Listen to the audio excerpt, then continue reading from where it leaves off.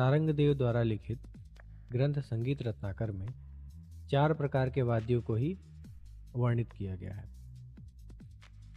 अर्थात वितत वाद्य को वहाँ पर हटा दिया गया।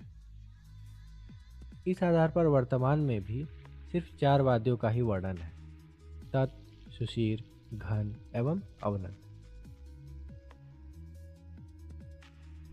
अब बात करते हैं हम सुषीर वाद्य की। तो इस श्रेणी में वे वाद्य आते हैं जिनमें स्वरोत्पत्ति मुंह से फूंक मारकर या हवा के दबाव या जोर से होती है। इस प्रकार के वाद्यों में बांसुरी, शहनाई, हारमोनियम तथा माउथ ऑर्गन आदि मुख्य वाद्य हैं।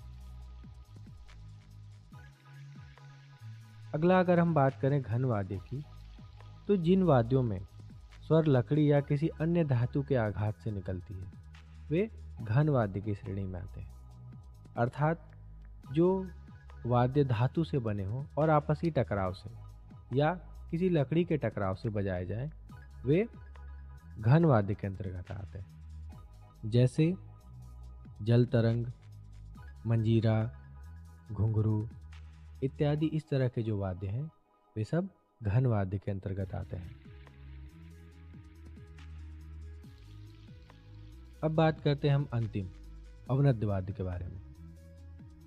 तो इस प्रकार के वाद्यों के मुंह पर चमड़ा मढ़ा होता है, यानी उनके मुंह पर चमड़ा लगाया जाता है और उसमें स्वरोत्पत्ति हाथ या लकड़ी के आघात के द्वारा होती है, यानी उसे किसी डंडी से या अपनी उंगलियों के प्रहार से बजाया जाता है।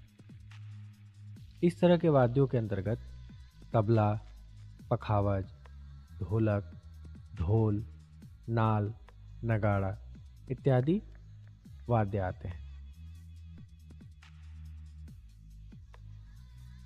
अवनद वाद्य के अंतर्गत तबला वाद्य को सभी अवनद वाद्यों में सर्वश्रेष्ठ वाद्य माना गया है और आज के वर्तमान समय में ये सबसे ज़्यादा प्रसिद्ध भी है।